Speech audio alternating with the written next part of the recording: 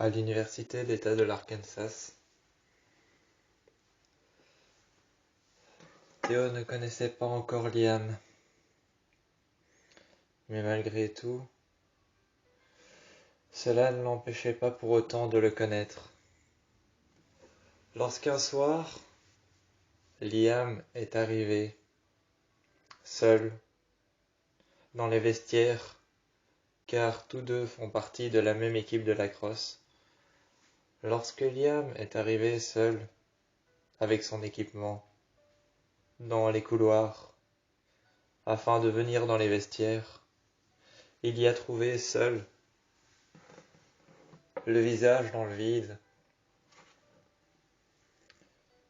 le bras posé contre la cuisse, le poing plein de sang, le regard dans le vide, un visage brisé. Il y a trouvé Théo, qui avait l'air d'être perdu, face à une vitre, un couteau dans la main.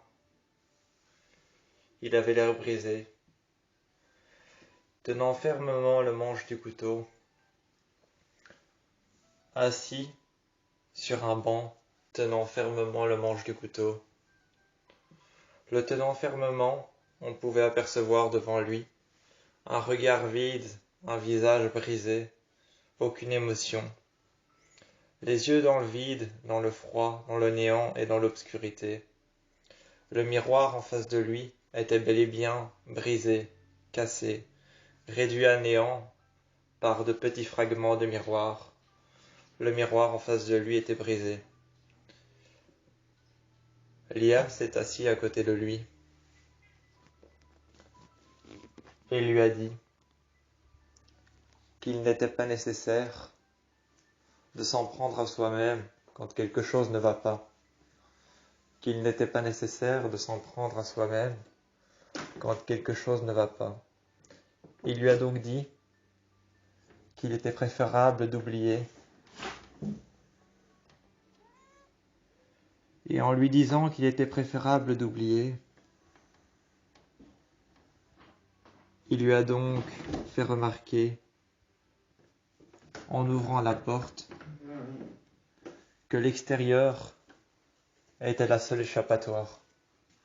Il lui a dit que l'extérieur était la seule échappatoire, qu'il était capable d'oublier, qu'il était faisable de faire ce qu'il pouvait faire, oublier, lâcher ce couteau, et que Liam puisse prendre sa main pour pouvoir réparer les blessures. Pour pouvoir réparer les blessures à sa main, il lui a donc dit en prenant sa main, son poing qui était couvert de sang, il lui a dit qu'il était préférable d'oublier, qu'il ne savait peut-être pas à quoi il pensait, mais qu'il était bel et bien préférable d'oublier. Il lui a alors enlevé le couteau des mains. Il lui a enlevé le couteau des mains. Théo lâchèrent alors le couteau, le rendit à Liam, qui l'avait pris. Il l'avait pris, l'avait déposé par terre, sur le coin par terre, déposé à terre. Il le jeta alors sur le côté, d'un mouvement brusque et d'un mouvement simple avec la jambe. Le couteau s'éloignèrent avec le mouvement brusque et simple qu'avait fait Liam. Par terre, il s'est éloigné. On put entendre le couteau partir à quelques mètres plus loin. Il était juste à côté de Théo.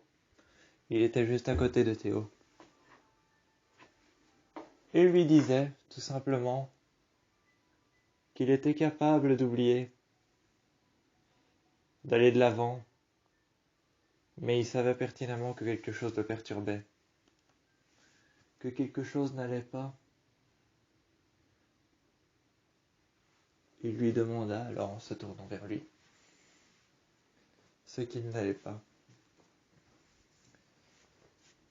Il se doutait pertinemment qu'il y avait quelque chose qui n'allait pas. Il lui a donc demandé. Théo s'est levé et a regardé dans le miroir brisé. Le miroir qui était brisé depuis qu'il avait frappé dedans. depuis que son poing avait été réparé par Liam, qui lui avait mis un bandage, qui lui avait dit que ça allait faire mal, que peut-être il allait souffrir, mais qu'il faut souffrir pour réparer les choses. Il faut souffrir pour réparer les choses. Il faut être capable de souffrir, d'avoir mal et de se faire confiance. Il a donc fermé la porte derrière lui. S'est assis auprès de lui, a pris sa main, son poing, qu'il a donc resserré dans son poing à lui, lui a dit qu'il fallait être capable de souffrir, d'oublier et d'avoir mal. Il a donc enlevé sa main de son poing. Liam a regardé sa main avec laquelle il avait serré le poing de Théo, qui était recouverte elle-même de sang, le sang de Théo, après avoir frappé dans le miroir.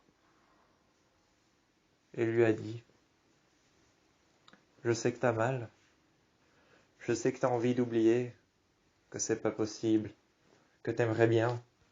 On aimerait tous pouvoir oublier ce qu'on a fait, ou ce qu'on n'a pas fait. » Théo retira alors sa main immédiatement, et lui dit alors « Non, c'est pas ça. »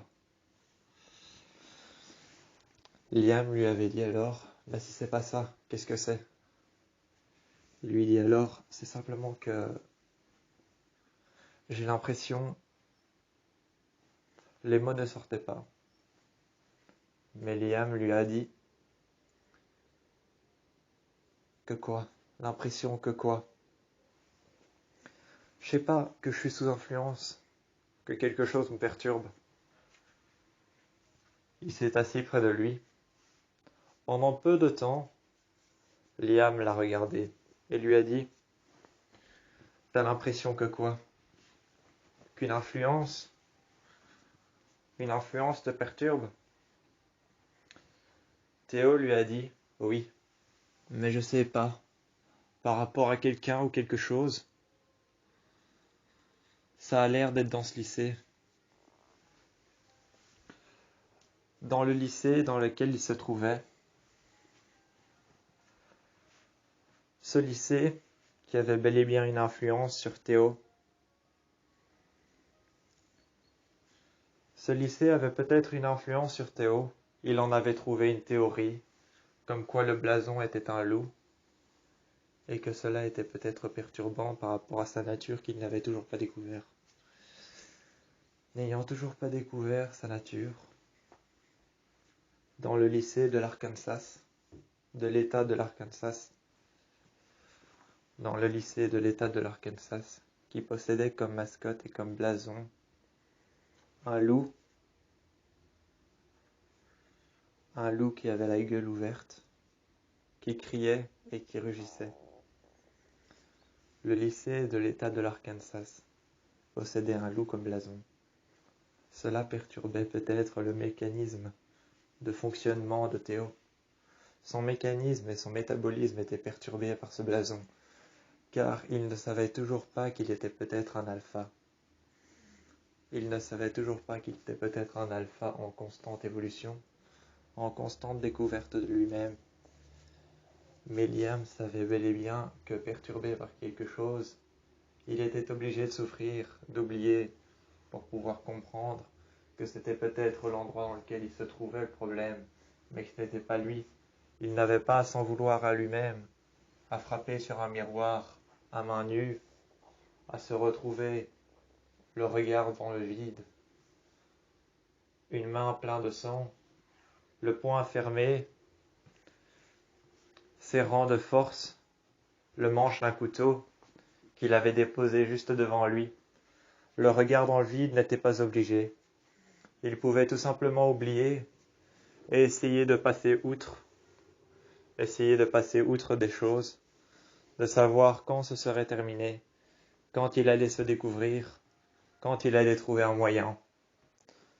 Liam lui a alors expliqué ça, en lui passant un bandage par-dessus, par en dessous, par au-dessus, en refermant le bandage, en prenant sa main, en la serrant dans ses deux mains, et en lui disant qu'il était capable d'oublier, mais qu'il ne fallait pas avoir peur de ne pas savoir.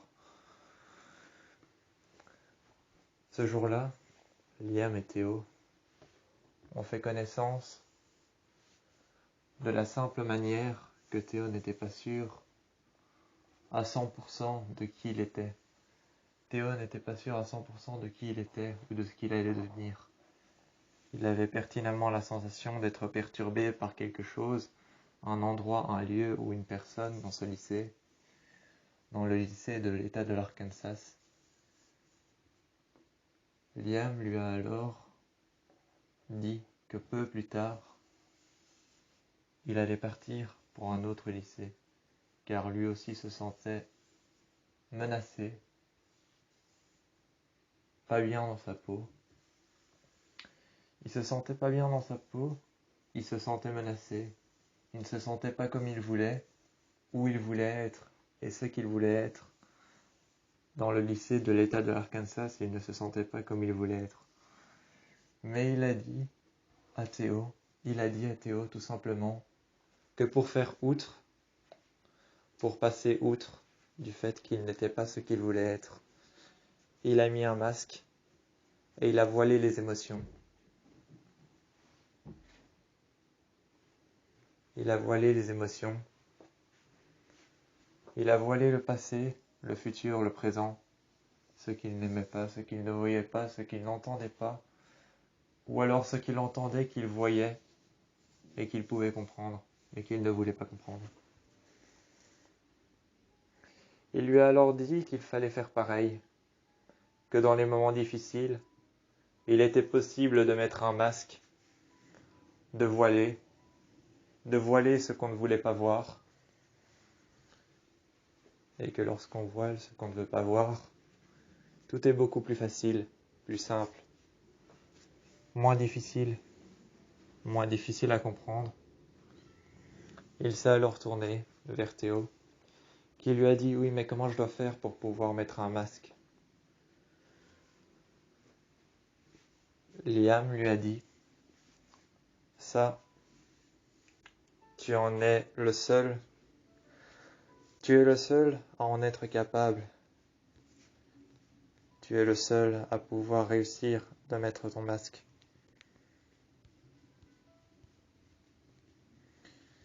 Tu es le seul. »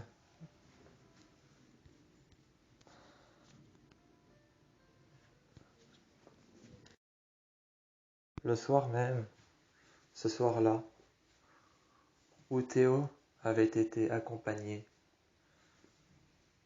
des conseils de Liam avaient été accompagnés de Liam, ce soir même où il avait été accompagné de Liam, où il était accompagné de Liam, qui était à ses côtés, qui lui avait pris le bras, qui lui avait fait un bandage, en tournant le bandage par-dessus, par-dessous, par en dessous, par au-dessus, par les côtés, entre son pouce et son index, passant le bandage, le refermant autour de sa main, serrant son poignet pour qu'il puisse oublier la douleur. Liam s'est alors levé, s'est alors mis devant la fenêtre. Il s'est mis devant la fenêtre, a tourné le dos à Théo, déposant son bras sur sa jambe. Il est parti et il lui a dit « Tout ce que tu as à faire, maintenant, c'est trouver le masque. Derrière qui tu veux te cacher? Tu dois trouver derrière qui tu veux te cacher, la personne que tu veux devenir, pour oublier. » Il a alors déposé sa main. Théo a repris sa main sur sa jambe, a regardé le bandage que Liam venait de lui faire. Liam a donc ramassé les fragments de miroir. Liam a ramassé les fragments de miroir que Théo venait de briser avec son poing, juste avec son poing. Les fragments de miroir qu'il venait de briser, juste avec son poing. Seulement avec son poing.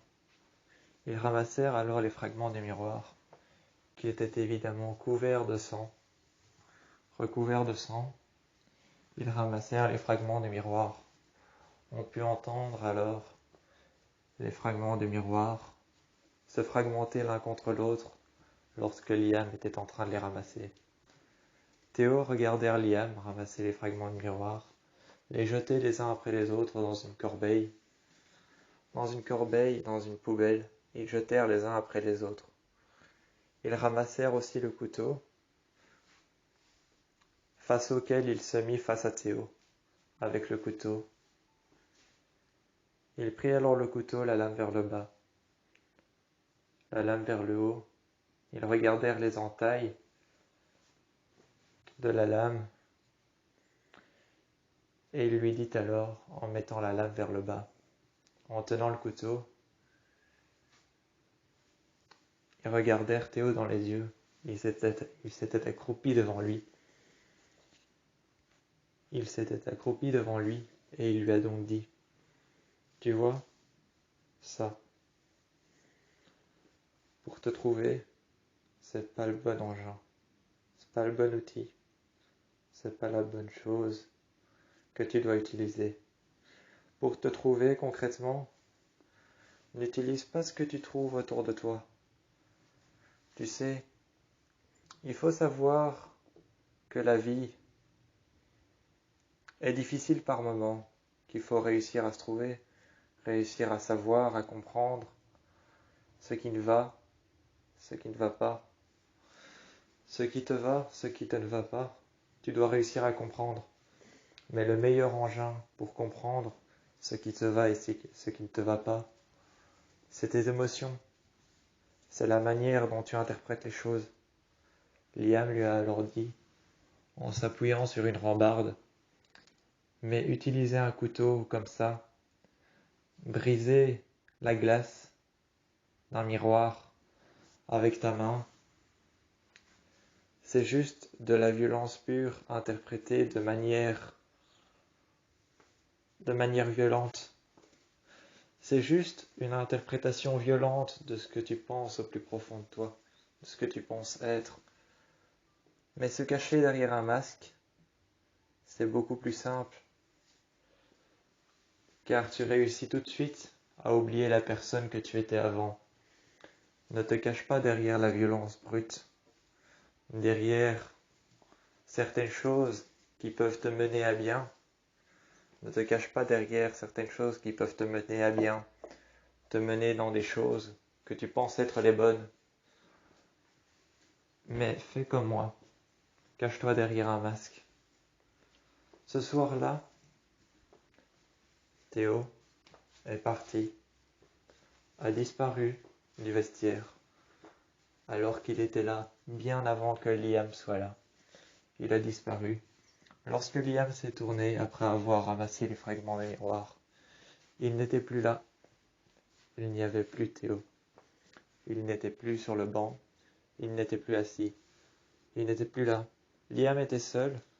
S'est alors retourné avec le couteau, l'a refermé sur le manche. Sur le manche, il a refermé le couteau dans la protection. L'a alors déposé par terre. Après avoir pris le couteau qu'il avait déposé par terre, qu'il avait refermé sur le manche, il prit alors un essuie dans les vestiaires, par-delà lequel ils entourèrent la lame.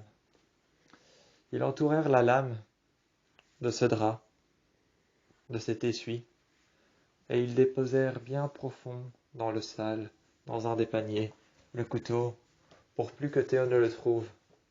Théo, qui était rentré chez lui bien avant que Liam ne le remarque ou ne l'entende, se posèrent la question de où il était passé. Théo, qui était chez lui, regardait le plafond, allongé sur son lit. La porte était ouverte. Il s'était dit que si peut-être il laissait entrer des gens, ses parents, son père, sa mère, peut-être que s'il laissait entrer son père, sa mère, sa sœur, auquel il pensait toujours, peut-être que s'il les laissait entrer et qu'il ne fermait pas sa porte, il pouvait peut-être avoir une opinion bref de ce que eux pensaient de lui, ou alors de la manière dont il pourrait se découvrir. La manière dont il pouvait se découvrir, peut-être que s'il laissait sa porte ouverte, les gens allaient peut-être venir lui demander ce qui se passait.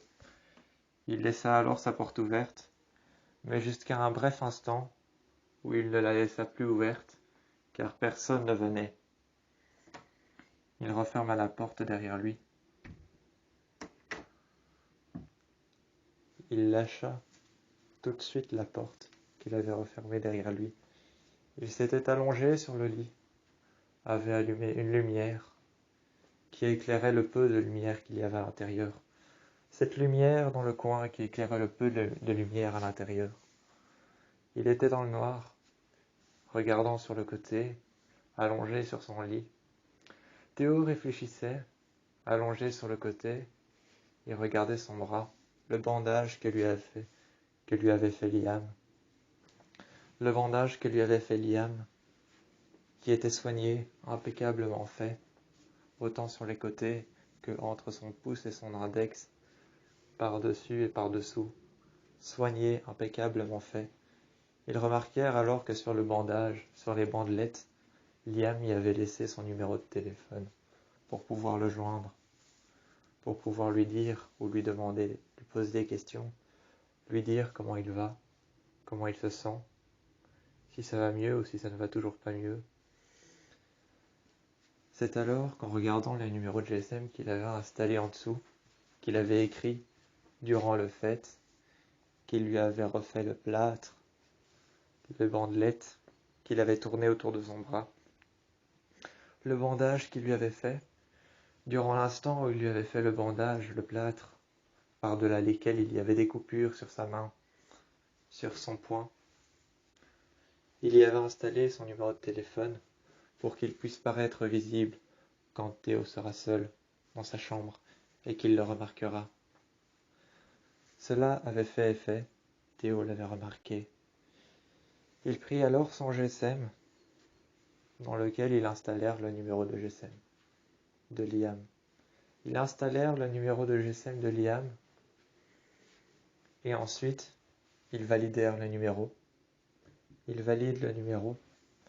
Il a donc éteint son GSM, mis sur le côté, mais après avoir réfléchi longtemps, avec la seule lampe qui était allumée dans sa chambre, allongé sur son lit, après avoir réfléchi longtemps, il s'était dit qu'il était peut-être valable de devoir appeler Liam pour lui dire comment il se sentait. Il prit alors son GSM une nouvelle fois après quelques minutes, après avoir regardé son bras. Et après quelques minutes, ils appelèrent Liam. Ils appelèrent Liam avec son GSM. Après quelques minutes, Liam répondit à l'autre bout du fil. Liam répondit et lui dit « Ouais ?» Théo lui dit alors « Je voulais juste te confirmer que je vais bien. Et merci d'avoir laissé ton numéro de téléphone. » Liam lui a alors dit au téléphone « Aucun souci. C'était juste pour savoir si, en cas de besoin, tu peux me joindre, savoir où je suis, ce que je fais. Et si tu veux des nouvelles, ou encore même savoir certaines choses, pour pouvoir te convaincre de savoir qui tu es, je suis toujours là. » Théo était alors convaincu que Liam était la bonne personne avec qui rester.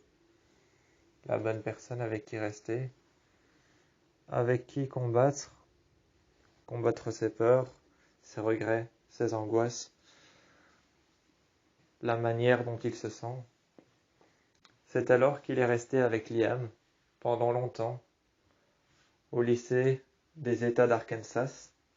Il est resté pendant longtemps dans ce lycée, mais l'influence était trop forte par rapport à la mascotte qui était un loup, par rapport au blason qui était un loup qui hurlait à la lune, un loup rouge dessiné et brodé de bandelettes noires et blanches.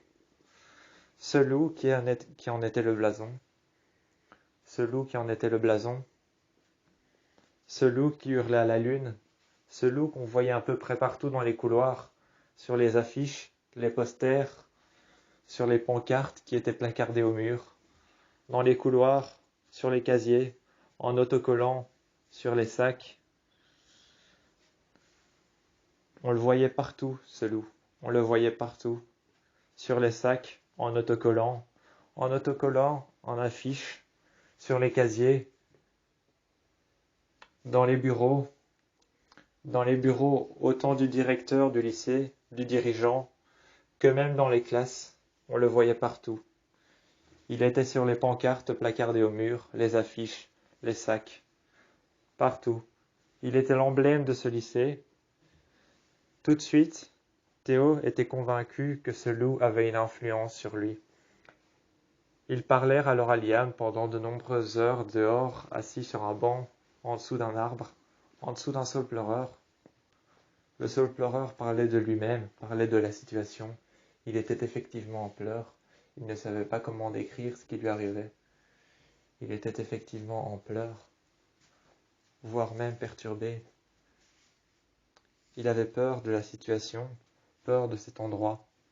Il ne savait pas comment décrire comment un blason, un simple blason, d'un loup qui hurlait à la lune, un loup rouge, aux bandelettes noires et aux côtés blancs qui avaient été brodés tout le long, pouvait lui faire si peur et pouvait avoir une influence sur lui. Un tel loup, qui était un simple blason, une simple mascotte, un simple représentant du lycée des États d'Arkansas, comment pouvait-il lui faire si peur? Ils parlèrent de nombreuses heures, dos à dos, assis l'un contre l'autre, dos à dos. Ils parlèrent pendant de nombreuses heures, en dessous du saule pleureur. Ils parlèrent ensemble. Lorsque Liam lui a dit « Tu veux absolument pas rester ici, hein ?» Théo lui a dit « Non, pas une minute de plus. » Il lui a alors dit « J'avais prévu de partir en début de semestre. J'avais prévu de partir en début de semestre. J'allais même peut-être avancer et partir en début de trimestre.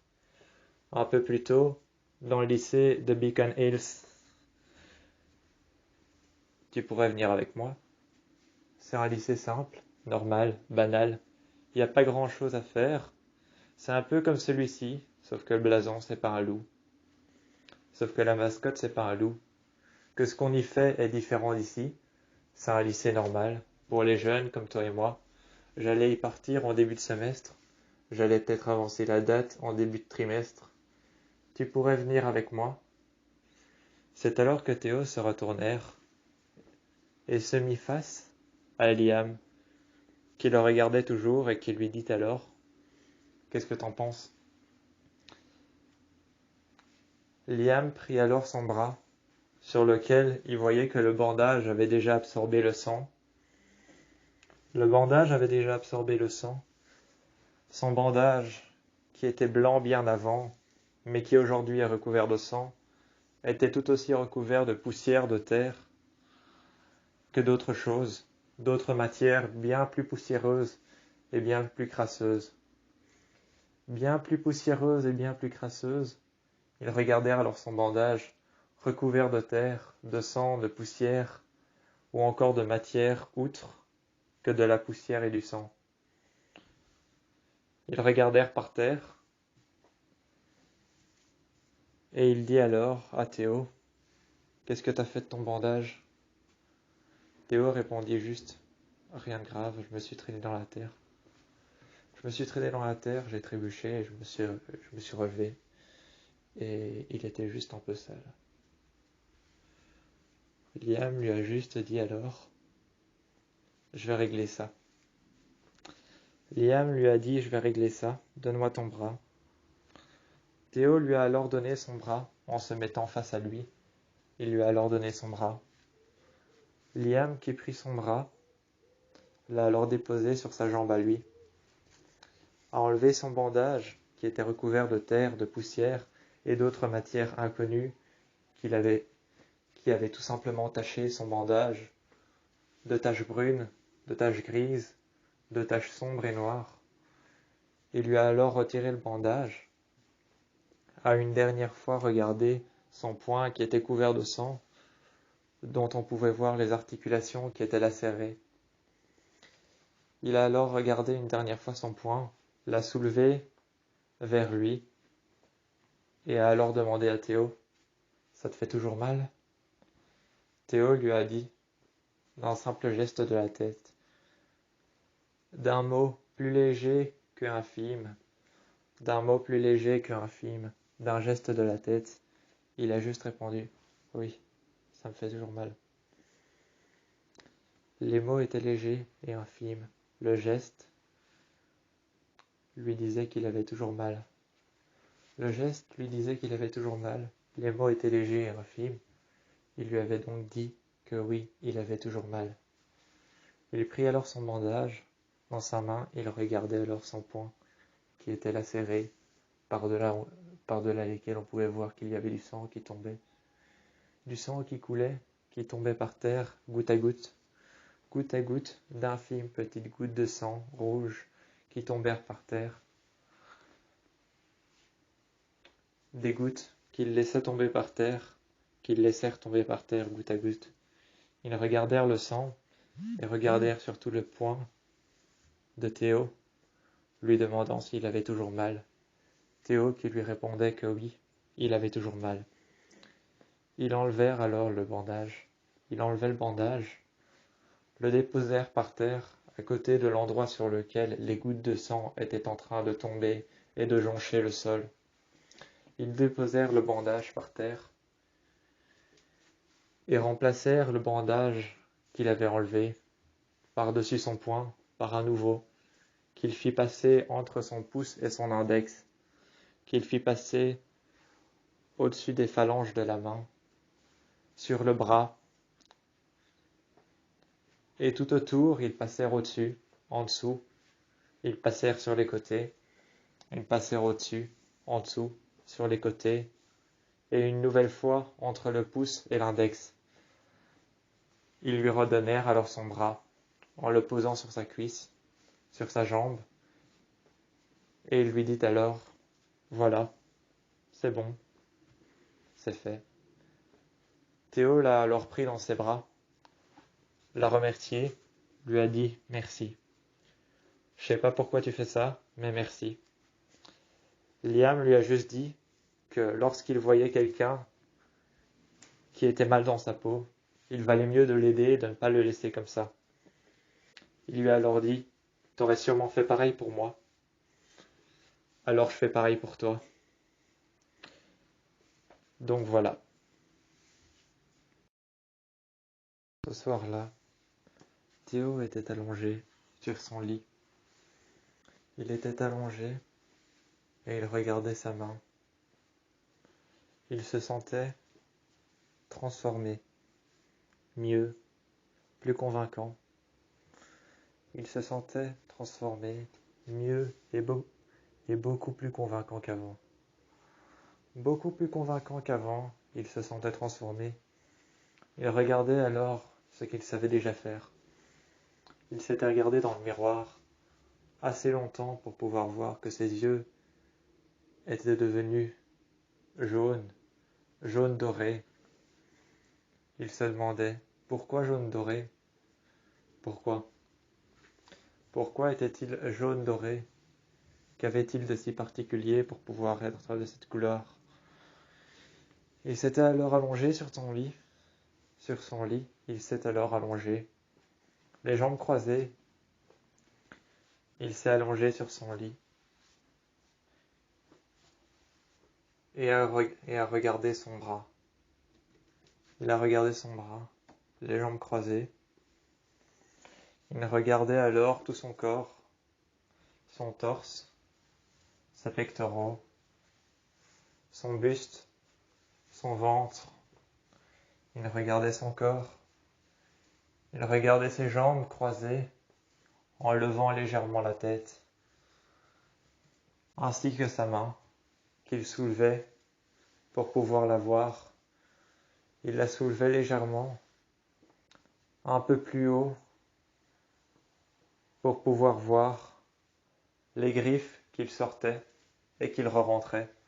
Pour pouvoir la voir, il la soulevait un peu plus haut, un peu plus bas, dans tous les sens possibles, de gauche à droite, de face à lui, de dos à lui.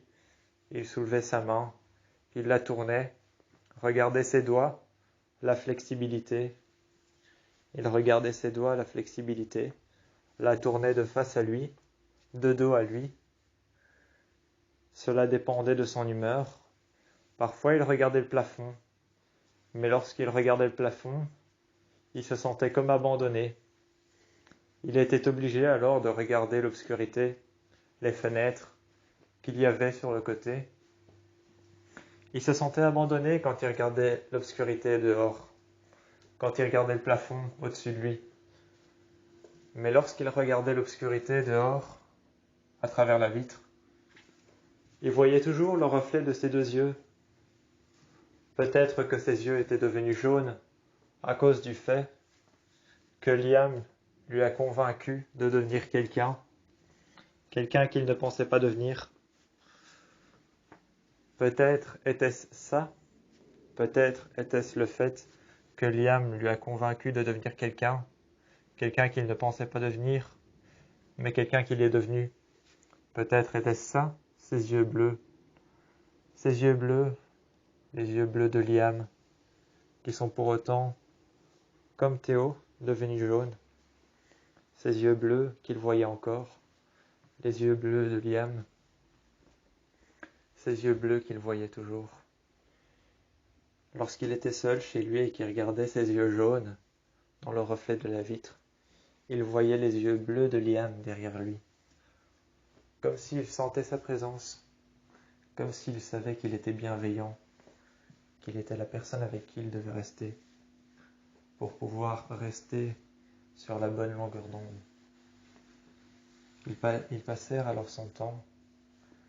La principale chose qu'ils faisaient pendant la nuit, ils en passèrent son temps à regarder ses mains, les griffes, qu'il sortait, qu'il rentrait, qu'il sortait et qu'il rentrait. Sa main qu'il mettait de dos, de face à lui, de dos, de face. Il tournait un peu, il tournait en rond dans sa chambre. Il tournait un peu sa main pour pouvoir la voir, mais il tournait en rond dans sa chambre. Il réfléchissait à pourquoi est-ce que Liam est si bienveillant. Pourquoi est-ce qu'il a réussi à le convaincre de devenir quelqu'un qu'il ne pensait pas devenir. Il regardait alors les jambes croisées, son torse, son buste. Il regardait sa propre personne, dans le reflet. Il s'était alors levé, regardant sa propre personne. Il regardait ses yeux. Il regardait ses yeux à lui. Il imaginait en fermant les yeux. Il imaginait les yeux bleus de Liam, qui devenaient jaunes, par-delà lesquels il pouvait voir que les yeux bleus de Liam, qui devenaient jaunes, à travers lesquels il pouvait voir les siens. Il pouvait voir que Liam était bienveillant, était la personne avec qui il devait rester. Le lendemain, à l'école, au lycée, il est arrivé à l'école et au lycée. Il y est arrivé avec sa voiture. Lorsqu'il est sorti de sa voiture, qu'il est arrivé au lycée, la première chose qu'il a vue, après être passé à l'école, déposer sa jeune sœur,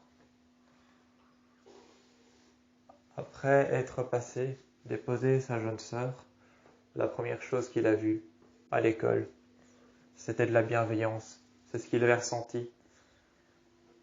Il passait encore devant l'école de sa jeune sœur, là où il la déposait, là où il l'emmenait tous les matins avant d'aller lui au lycée, cet endroit dans lequel il ressentait de la bienveillance. Tout comme quand il arrivait au lycée et qu'il pouvait sentir la bienveillance de Liam à travers les couloirs, il savait qu'à un moment donné ou à un autre, il allait arriver dans les couloirs et que Liam serait face à lui adresserait la parole, lui prendrait son poignet pour voir si son poing allait mieux. Ensuite, ils iraient dans les vestiaires. Ils iraient là, à deux. Ensuite, ils iraient là-bas. Il le savait. Il savait qu'à un moment, il allait voir sa présence dans le couloir. Et ensuite, c'est arrivé. Liam est arrivé. Il l'a vu dans le couloir, face à lui, entre une foule de monde qui les séparait, entre une foule de monde qui les séparait, il a vu Liam. Il a alors percuté la foule de monde, dans laquelle il est rentré, comme pour traverser un océan. Comme pour traverser un océan, il a alors percuté la foule de monde, percuté le monde qui les séparait.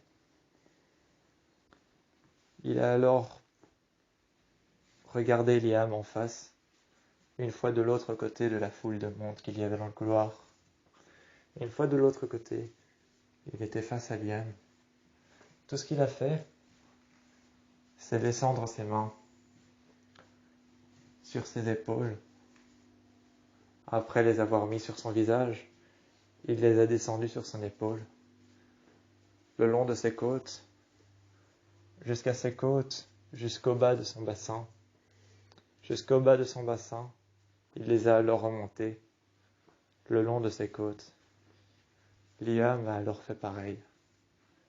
L'a alors pris par le bas du corps, l'a alors pris par le bassin, a remonté ses mains le long de ses côtes, le long de ses bras.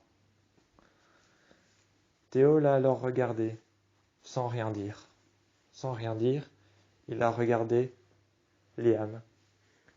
Liam a fait pareil, après avoir pris son bras, et après avoir pris son poing, après avoir pris son poing, qu'il a regardé, dont il a enlevé le bandage, et a regardé s'il saignait toujours. Il ne saignait plus. Il a alors pris Théo par le bas du bassin, comme Liam a fait pareil. Il a pris Théo par le bas du bassin, comme Théo a fait pareil, qui a pris Liam par le bas du bassin. Et soudainement, sans réfléchir à l'instant, sans réfléchir à pourquoi, sans réfléchir à comment, ni même où, il n'y avait pas de raison, mais sans réfléchir, sous l'influence de l'instant, dans les couloirs du lycée, sans réfléchir à l'instant, ils se sont alors tous les deux lâchés, se prenant par le visage, légèrement, passant leurs mains le long des joues, descendant le long de la nuque, ainsi que posant leurs bras sur leurs épaules, tous deux qui posèrent leurs bras sur leurs épaules, descendant leurs mains dans le dos, le long des omoplates, jusqu'au bas du corps. Ils se sont alors embrassés, sous l'influence de l'instant. Cela n'y changeait rien. Il savait que ça allait arriver à un moment ou à un autre. Liam s'est montré tellement gentil et compatissant. Liam s'est montré tellement gentil, compatissant avec Théo. Théo s'est montré tellement incertain de lui-même avec Liam, mais a été tellement compréhensif de ce qu'il disait, l'a tellement écouté, comme s'il était hypnotisé et suspendu à ses lèvres. Comme s'il était hypnotisé et suspendu à ses lèvres, il l'a écouté. Ils se sont montrés tous les deux tellement compatissants l'un l'autre par rapport à ce qu'ils ont vécu, ce que Théo a vécu, ce qu'il ressentait, ce qu'il voyait, ce qu'il entendait, ce qu'il a traversé. Liam s'est montré tellement bienveillant avec lui que sous l'influence de l'instant, au beau milieu du couloir du lycée, comme si la mer rouge se divisait en deux parties, comme si la mer se divisait en deux. Le couloir s'est alors vidé du monde qu'il y avait à l'intérieur. Tout le monde est soit sorti, soit rentré dans une classe, soit parti tout simplement par l'entrée ou par la sortie. Parti par l'entrée ou par la sortie, rentrer dans une classe ou encore laisser seul, partir à l'extérieur. Le couloir s'est vidé, ils y sont restés tous les deux et se sont montrés tellement compatissants pendant tellement de jours les uns envers les autres que Liam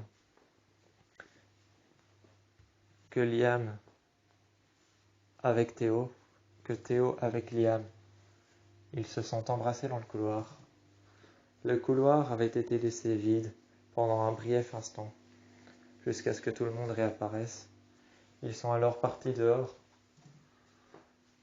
et c'est à l'ombre d'un saule pleureur qui encore une fois parlait de lui-même, parlait de l'instant. Liam avait l'air incertain, Théo avait l'air incertain. Ils n'avaient pas l'air sûrs de ce qu'ils faisaient. Ils n'avaient pas l'air sûrs de ce qu'ils faisaient, pas l'air sûrs de ce qui se passait.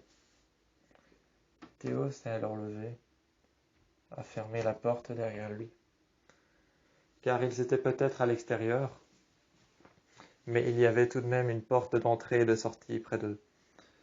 Il a alors fermé la porte, l'a alors coincée pour que personne ne vienne. Une fois tous les deux à l'extérieur,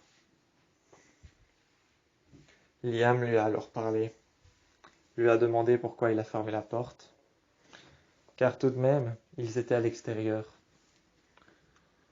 Il lui a dit qu'il préférait se montrer plus tranquille avec lui, qu'il préférait se montrer plus tranquille, être plus tranquille en présence de Liam. Liam, qui n'en pensait guère le contraire, s'est alors assis auprès de lui, à côté, a pris son poing, son bras, sur ses jambes, lui a redemandé la même question. « Est-ce que t'as mal ?» Théo lui répondit alors, en le regardant dans les yeux. « Non. » Ils se sont regardés tous les deux, l'un en face de l'autre, se sont embrassés, mais rien de plus. Ils se sont embrassés. C'était comme une discussion, à deux, sauf qu'il n'y avait pas de mots pour décrire le fait qu'ils parlaient ensemble. Il n'y avait juste pas de mots pour décrire le fait qu'ils parlaient ensemble. Ils étaient juste tous les deux, l'un à côté de l'autre, bras dessus, bras dessous, l'un à côté de l'autre, en dessous d'un saule pleureur, près d'une porte qui venait d'être fermée. Ils sont restés là toute la journée, ignorant les cours. Ils sont restés là toute la journée. Ils ont parlé de tout et de rien, de tout ce qui pouvait se passer. Ils ont donc parlé. Et le soir même, Théo est parti, l'a embrassé une dernière fois, est rentré dans sa voiture, a ouvert la portière, s'est donc installé au volant. Après l'avoir embrassé une dernière fois, il a regardé par la fenêtre, a dit au revoir à Liam, Liam qui lui fit un geste. Théo ne ressentait que de la tristesse lorsqu'il devait partir, car les nuits qui allaient poursuivre, qui allaient suivre et qui allaient passer, allaient les séparer. Les nuits qui allaient se poursuivre et se succéder allaient juste les séparer. Il se sentait triste de ça, de faire ça, de partir. Liam lui fit un geste et restait sur le bord du trottoir, partant vers l'autre côté.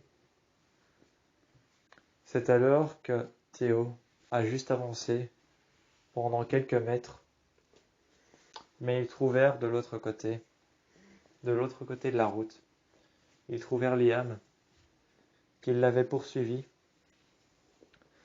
sans lui avoir encore dit qu'il était déjà un loup depuis longtemps,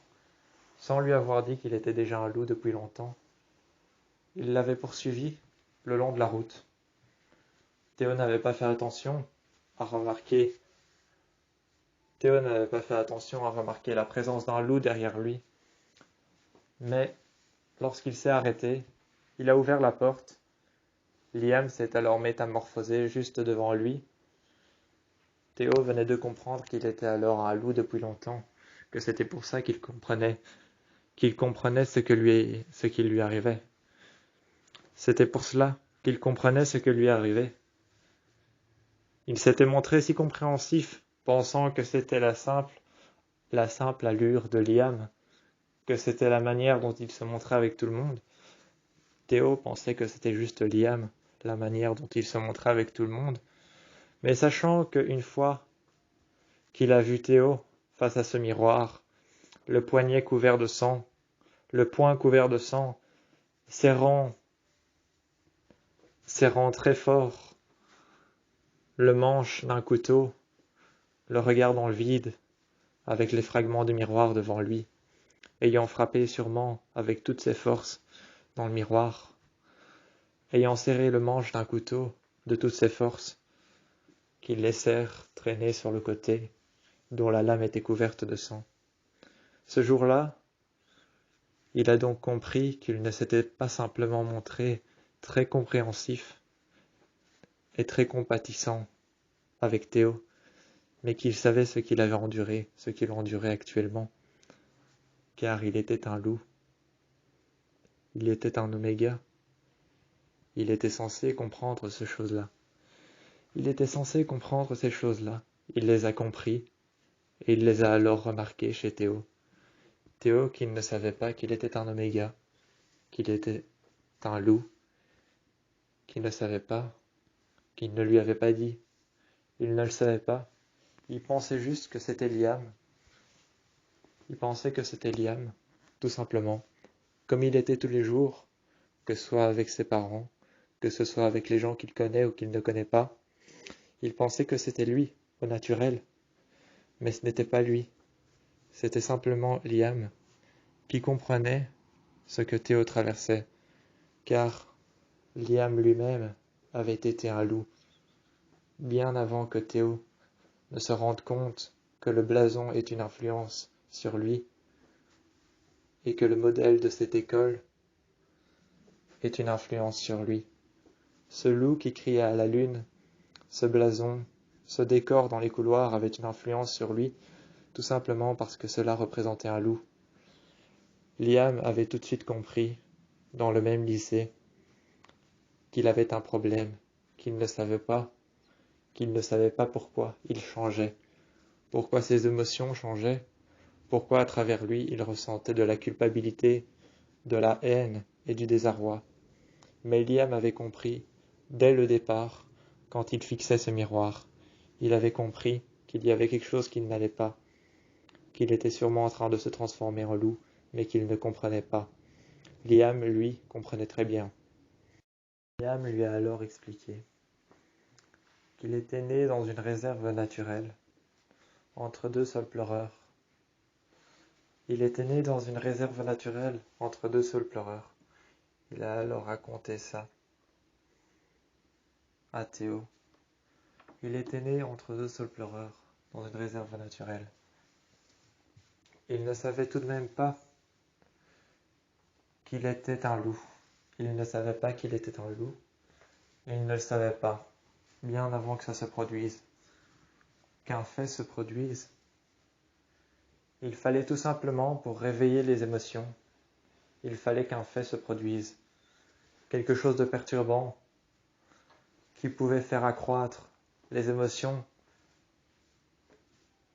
les plus noires et les plus sombres. Quelque chose qui pouvait faire accroître les émotions les plus noires et les plus sombres devait se produire. Un fait, quelque chose, un sentiment, un ressenti.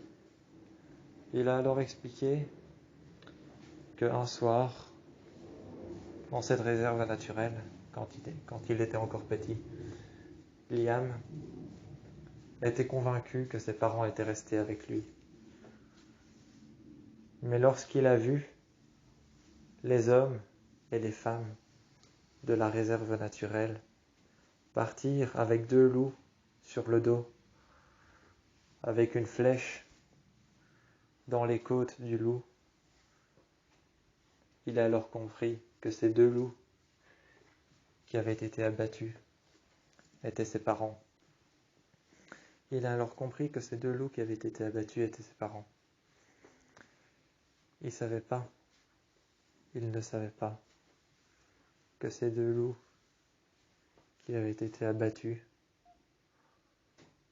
au pelage doux, noir, gris et blanc, un pelage qui était doux, qui était soyeux, dans lequel il se réfugiait quand il était jeune. Ce pelage doux et soyeux auquel il se réfugiait quand il était jeune. Il ne savait pas que ces deux loups qui avaient été emportés par une flèche qui avait traversé leur poitrine étaient bel et bien ses parents. Il ne savait pas. Il pensait que c'était d'autres loups de la réserve naturelle, avec ses parents, avec ses frères et ses sœurs, et il n'était pas le seul. Il n'était pas le seul loup. Il pensait que ce pouvaient être d'autres loups. Pendant toute sa vie, il s'est convaincu que c'était d'autres loups, d'autres personnes. Il s'est convaincu pendant tellement longtemps qu'il s'est refermé sur lui-même. Il s'est refermé sur lui-même jusqu'au jour où il a compris que les émotions refoulées, les émotions fortes, le fait qui fait en sorte de ressortir tout bonnement les émotions, les caractères et les caractéristiques d'une émotion forte, ce fait qui fait ressortir ces émotions font tout de même ressortir de la haine, de la colère, de la tristesse, mais font aussi ressortir les forts caractères qui nous transforment en oméga. Il a compris ça quand il était tout jeune.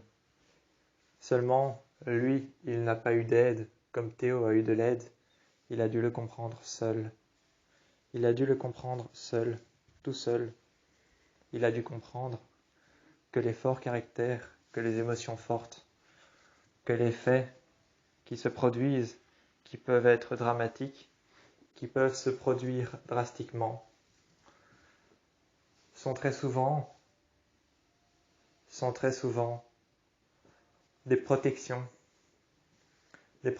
utilisées par rapport à la nature, au comportement, la manière dont on se dévoile, le comportement, la manière dont on réagit. La nature se sert de tout ça pour créer des faits drastiques, des événements qui font ressortir des émotions, qui nous transforment en loup. Lorsqu'on ne le comprend pas toujours, on se transforme en loup, mais on ne le comprend pas toujours. On ne sait pas toujours c'est dû à quoi. C'est à peu près comme être un démon. C'est à peu près comme être un démon qui posséderait l'âme d'un vivant. C'est comme un démon qui posséderait l'âme d'un vivant, mais qui ne se rend pas compte que ce vivant auquel il possède l'âme va bientôt mourir. C'est-à-dire que notre durée de vie est réduite drastiquement, assez vite, pour qu'on puisse ne pas savoir ce que ça fait d'être vivant. Expliquant tout ça à Théo, qui était en train de pleurer, regardant Liam dans les yeux, qui lui a dit « Tu as réellement vécu tout ça ?» Regardant Liam dans les yeux, il lui disait « Tu as réellement vécu tout ça ?»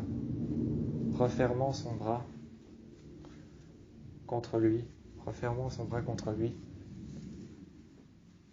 il prit alors le bandage que Liam lui avait fait.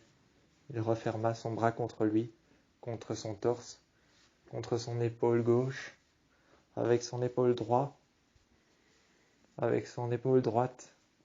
et son épaule gauche. Il maintenait alors son bras contre son épaule gauche et son bras droit contre son épaule droite. Il était renfermé sur lui-même. Il pleurait, mais il écoutait Liam. Il maintenait son bras sur son épaule droit et son épaule gauche maintenait son bras gauche. Il était renfermé, il se tenait l'épaule, se tenait l'autre épaule avec la capacité qu'il avait, car il avait toujours le bandage que Liam lui avait fait. Avec la capacité qu'il avait, Il se maintenait l'épaule gauche avec la capacité qu'il avait à manier la main droite. Il se tenait l'épaule droite. Il avait donc écouté l'histoire de Liam. Il s'était mis à pleurer de temps en temps, car c'était si dramatique que on pouvait entendre le cœur de Liam. On pouvait entendre le cœur de Liam battre tellement fort en racontant cette histoire que finalement, Théo a pris son bras par-delà lequel il y avait le bandage qui encerclait son bras. Son bras par-delà lequel il y avait le bandage qui encerclait tout le contour de son poignet. Il prit son bras, ils retirèrent alors le bandage couvert de sang. Ils retirèrent le bandage couvert de sang. Il s'était alors levé pour aller le mettre à la corbeille, pour aller le mettre à la poubelle. Il s'est alors rapproché de Liam avec son bras. Il s'est alors rapproché de Liam avec son bras couvert de sang, son poing qui était lacéré, dans lequel il y avait encore des entailles et des marques de sang, des marques d'hématomes. Des entailles, des marques d'hématomes, du sang qui jonchait le long de ses poings. Il restèrent encore des traces de ce moment passé, de ce moment douloureux. Il restèrent des traces, des hématomes, des ecchymoses, ou alors encore des traces de sang, du sang séché. Il restèrent des traces, des lacérations, des cicatrices, le long de son poing. Ils se rapprochèrent de Liam. Il mit alors son bras par-dessus ses épaules, le rapprochèrent de lui, et lui dit alors, en l'embrassant avec l'autre main qu'ils passèrent sous sa joue et derrière sa nuque, en l'embrassant et en passant sa main, qui était couverte de sang, qui passèrent derrière lui. Il lui dit alors en l'embrassant, une deuxième fois, en retirant ses lèvres des lèvres de Liam. Il retira alors son bras couvert de sang, qu'ils déposèrent sur le banc, et sur ses jambes, ils déposèrent alors son bras. Ils retirèrent ses lèvres, le regardèrent dans les yeux, ses yeux bleus qu'il pouvait imaginer rien qu'en fermant les siens, et lui dit alors, en déposant son bras sur les jambes de Liam, « Cette fois-ci, j'ai plus mal. » Liam lui a alors dit, « T'as plus mal ?» Théo lui a répondu, « Non, j'ai plus mal. » Ils sont alors partis, tous les deux sont partis chez Théo, escaladant la maison, le mur de la maison. Liam lui a alors dit, « Bon, tu te concentres, tu fermes les yeux, tu appuies ta main, tout comme l'autre main, sur le mur, tu appuies ta main comme l'autre main sur le mur. Et maintenant, essaye de ressentir la moindre des particules et de confronter le mur à la trajectoire que tu vas prendre. Essaye de confronter le mur à la trajectoire que tu vas prendre. Essaye de ressentir la moindre particule, l'atmosphère autour de toi. Tu t'en retires. Tu te retires de l'atmosphère autour de toi. Tu n'imagines que toi et tes mains posées sur le mur, en symbiose l'une contre l'autre. Tes mains et tes pieds contre le mur. Tu les imagines en symbiose. Tu te retires de l'univers. Tu te détaches de l'univers. Et tu commences à grimper. C'est comme ça que ma mère m'a appris avant qu'elle ne meure. Avant qu'elle ne meure, elle m'a appris de faire comme ça pour pouvoir grimper au mur, me transformer ou me retirer. des endroits dans lesquels je n'ai pas envie d'être. Elle m'a appris à être en symbiose avec moi-même, avec ce qui ne forme plus qu'un avec l'univers. Ceux qui ne forment plus qu'un avec l'univers, souvent, ne s'inquiètent plus de ce qu'il y a autour d'eux. Imagine-toi en symbiose avec le mur, passe tes mains dessus. Oublie la gravité. Oublie les lois de la gravité. Imagine-toi en symbiose avec l'univers, la moindre particule microscopique que tu peux toucher, que tu peux apprivoiser. Apprivoise-la et contente-toi de sortir tes griffes, de grimper et d'atterrir là où tu veux atterrir, en imaginant le but précis que tu veux atteindre, la fenêtre, là-haut. Théo a alors imaginé la fenêtre en haut, en fermant les yeux, en voyant à la fenêtre les yeux bleus de Liam. Il a donc imaginé les yeux bleus de Liam à la fenêtre qu'il attendait sagement. Il s'est imaginé en symbiose avec le mur, avec la moindre particule, oubliant les lois et les règles de la gravité.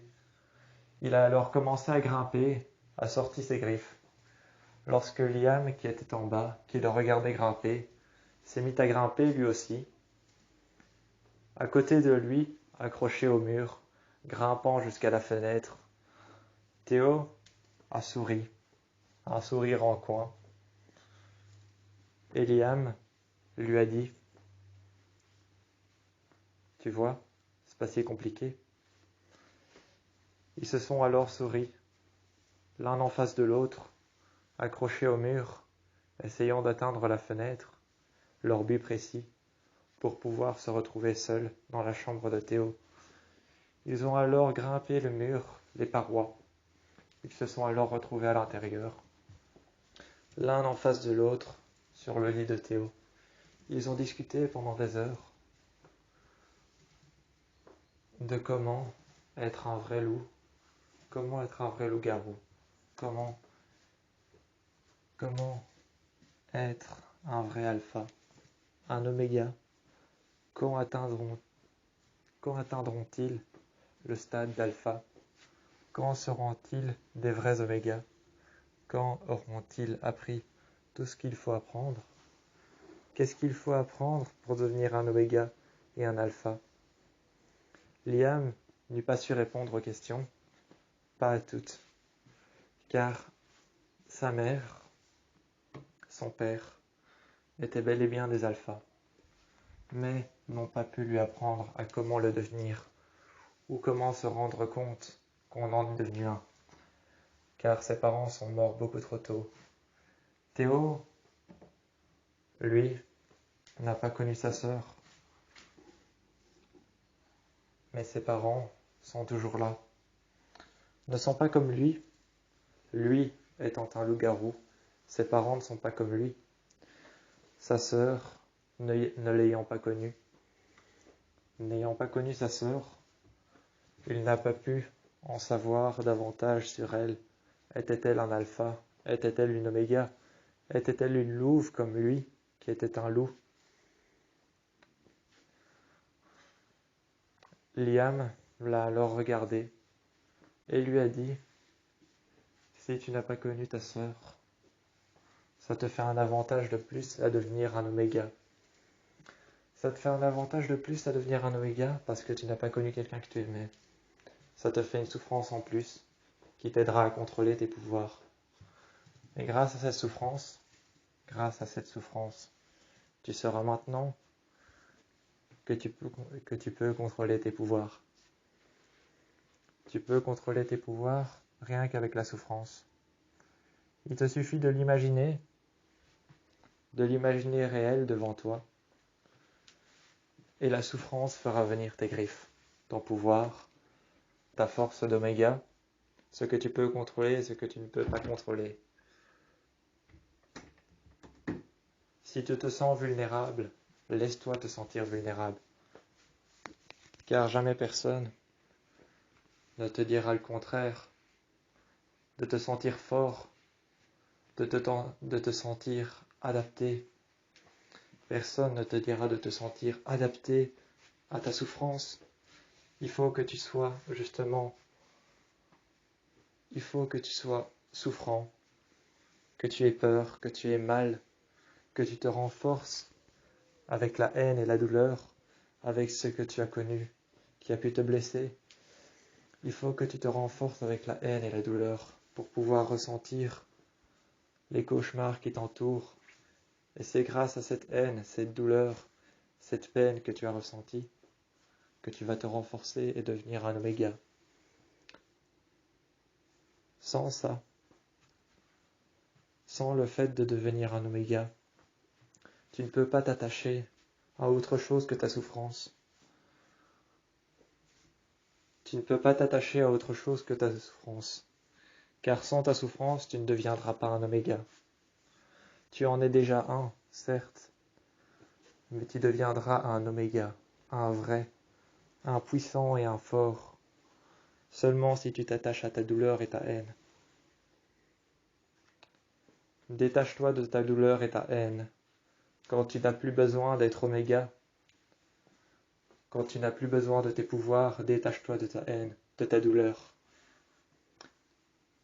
Lorsque Liam s'avance vers Théo, l'embrasse, lui passe la main sur la joue, lèvre contre lèvre et lui passe la main sur la joue, par derrière la nuque, le regarde dans les yeux en l'embrassant, retire ses lèvres, tout comme Théo fit de même, se mit alors à verser une larme le long de ses joues et de son visage. Liam qui lui dit alors, « Tu vois, je t'ai embrassé, la haine, la douleur, tout ce que tu peux ressentir, la haine, la douleur, l'horreur que tu as vécue, le fait de ne pas avoir connu ta sœur. Je t'ai embrassé, tu as versé une larme, et tu t'en es détaché. Là maintenant, si je te dis de sortir tes griffes, tu es inapte à le faire. Tandis que si maintenant, je te dis de repenser à tes parents, à ta sœur, à tout ce que tu as perdu, à tout ce qu'ils ont pu faire qui t'a déplu, à toutes les personnes que tu n'as pas connues, ta douleur sera même. Ce soir-là, dans la chambre de Théo, les émotions fortes, les émotions amoureuses, prirent le dessus. Il se mit alors torse contre torse, face à Liam, au-dessus de lui. Il se mit alors torse contre torse, son bras blessé, auquel il ne ressentait plus aucune douleur. Son bras blessé, là où il ne ressentait plus aucune douleur, prit alors Liam par la joue, par la nuque, et ensuite lui caressèrent le visage, passèrent sa main dans ses cheveux. Il ne ressentait plus aucune douleur à ce bras qui passèrent sa main le long de sa joue, le long de sa nuque, dans les cheveux de Liam, et Théo, qui lui était juste au-dessus de lui, de Liam. Juste au-dessus de lui, ils l'embrassèrent, ils lui passèrent la main dans les cheveux, sur les joues, au-dessus des yeux, très légèrement, d'un geste infime, au-dessus des yeux, sur l'arcade sourcilière, d'un geste simple, sur la joue, d'un geste tendre dans la nuque, d'un geste tendre dans la nuque, d'un geste simple sur la joue, d'un geste infime sur l'arcade sourcilière. Ils passèrent sa main dans ses cheveux, torse contre torse. Liam regardait Théo, Théo regardait Liam. Ils s'embrassèrent, tous les deux, lèvres contre lèvres, les yeux dans les yeux bruns de Théo, perdus dans les yeux bleus de Liam, les yeux bleus de Liam perdus dans les yeux bruns de Théo. Les yeux bleus de Liam qui étaient perdus dans ses yeux bruns. Ses yeux bruns qui étaient perdus dans les yeux bleus de Liam. L'un l'autre s'embrassèrent. Théo se releva au-dessus de Liam. Il se releva au-dessus de Liam, déposèrent ses mains sur sa poitrine, sur son buste, déposèrent ses mains sur sa poitrine et son buste. Et c'est alors qu'il le regarda une dernière fois, une toute dernière fois, il le regarda dans les yeux. Ils l'embrassèrent cette fois-ci, en fermant les yeux, avec passion. Avec passion, ils l'embrassèrent en fermant les yeux. Il les réouvrit, juste quand Liam avait pris d'un geste infime et léger la nuque de Théo. Théo qui retirèrent son t-shirt, qu'ils le jetèrent sur le côté, qui retirèrent son t-shirt, qu'ils le jetèrent sur le côté, qui passèrent ensuite ses mains le long de son buste, du buste de Liam, passant ses mains le long du buste de Liam. Liam fit pareil et passèrent ses mains le long du buste de Théo. Liam qui retirèrent son t-shirt. Ils s'embrassèrent en fermant les yeux, lèvres contre lèvres, l'un les yeux fermés, l'autre les yeux ouverts. Leur visage était empli d'amour ce soir-là. Leur visage était empli d'amour ce soir-là. Les souffrances et les douleurs avaient été oubliées. Ils étaient démunis de pouvoir, mais ils savaient que s'ils repensèrent aux douleurs, à la haine et à ce qui les avait blessés, leur pouvoir, la manière dont ils gérèrent les émotions était gérable. La manière dont ils gérèrent les émotions était gérable en repensant à ce qui les avait blessés. En repensant à ce qui les avait blessés, ce qui leur avait fait du mal, les moments à passer qui étaient durs, difficiles, ces moments que l'on voudrait effacer, ils savaient qu'en repensant à ces moments, ce serait la seule manière d'avoir le self-control par-dessus notre pouvoir de loup-garou. Seulement, des moments comme ceux-ci que l'on partage à deux.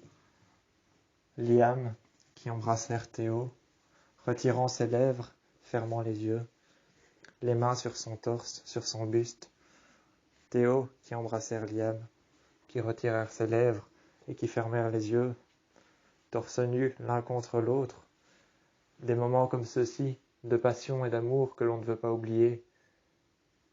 À ces moments-là, nous sommes démunis de pouvoir, car l'amour, la compassion, la passion, lorsqu'on est aimant avec quelqu'un d'autre, la passion, la compassion, l'amour, tout cela est la seule chose qui peut nous démunir de notre pouvoir. C'est la seule chose qui peut nous démunir de notre pouvoir. C'est un peu comme une mise sur pause.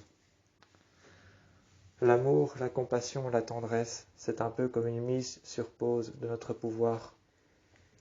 C'est un peu comme l'arrêter. C'est notre self-control. C'est la manière d'arrêter notre pouvoir, de le contrôler. Lorsqu'on se sent dépassé, on se sent quelqu'un d'autre. Lorsqu'on se sent quelqu'un d'autre, qu'on se sent dépassé, qu'on ne se sent plus soi-même, il suffit de penser à la personne qu'on aime. Et notre pouvoir est démuni, n'a plus aucun intérêt à nos yeux. Notre pouvoir n'a plus aucun intérêt à nos yeux quand on pense à la personne qu'on aime. Seulement, si on pense aux personnes qu'on aime, mais qui ont disparu, qu'on n'a pas connues, ou qui ont fait exprès de disparaître, pour ne pas qu'on puisse les connaître, notre pouvoir revient.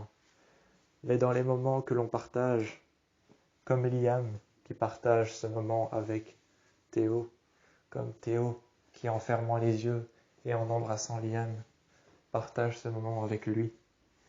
À ce moment-là, à des moments comme ceci, entre eux deux, ils sont démunis de leur pouvoir.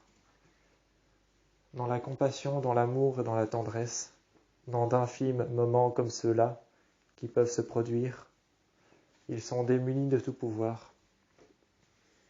Démunis de tout pouvoir, la tendresse, la compassion et l'amour est un self-control par rapport au fait de gérer la haine, la rancœur, le désarroi, la tristesse, ce qui nous rend tristes, vulnérables et impuissants. La haine, le pouvoir, le règne, le fait de se sentir dépassé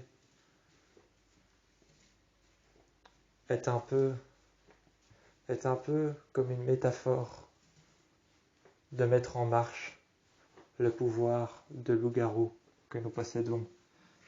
La haine, le pouvoir, se sentir dépassé, le désarroi, la tristesse, les gens qu'on n'a pas connus, qui n'ont pas voulu nous connaître, qui ont disparu de nos vies, sont un peu une métaphore de mettre en route nos pouvoirs. Tandis que l'amour, la tendresse, ce moment qu'ils partagent à deux, est un peu une métaphore de les effacer, de les enlever des moments où on se sent vulnérable et où on a envie d'utiliser le pouvoir.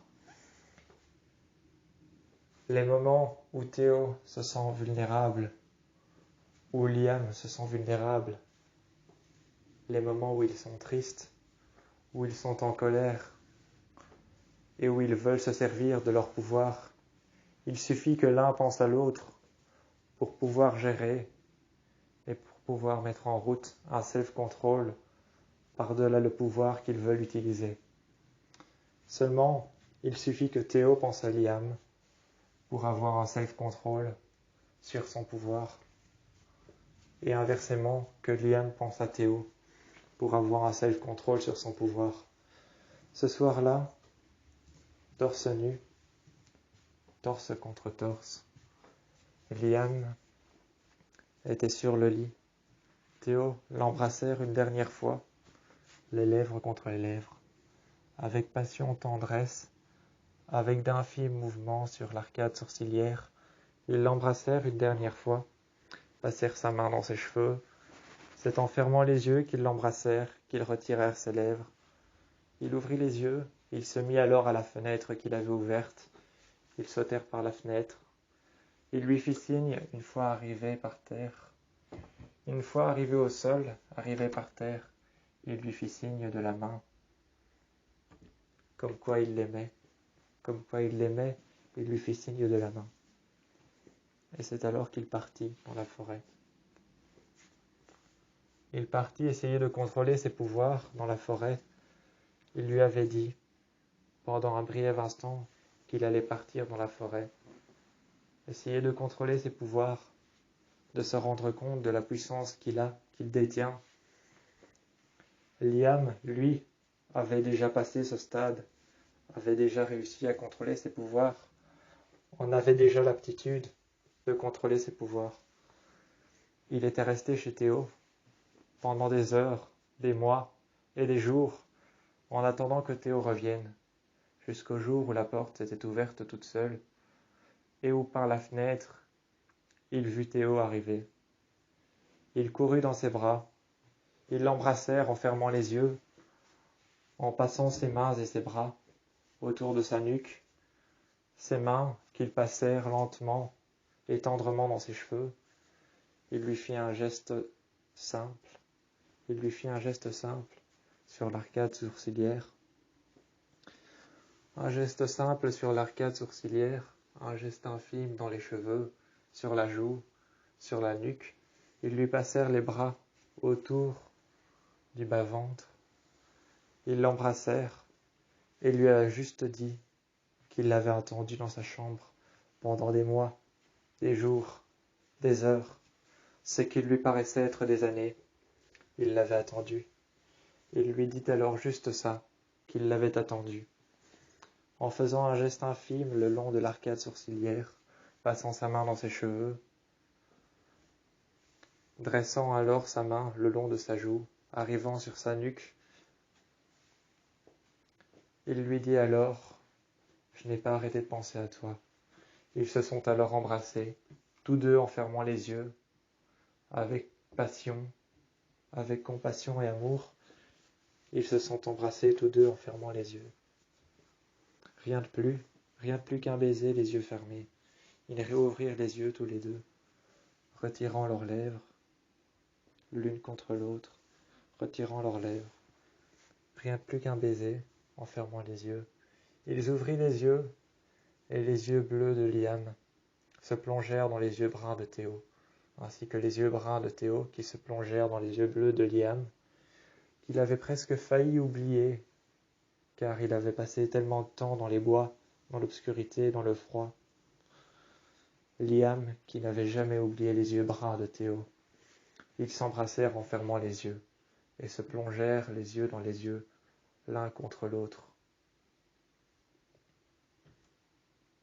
Pour eux deux, il était temps maintenant de vivre leur vie, de vivre ensemble, de construire quelque chose, de partir dans un endroit qui leur appartiendra à tous les deux. Car Théo avait compris que la seule personne avec qui il voulait rester désormais, tout comme Liam l'avait compris, la seule personne avec qui il voudrait rester désormais,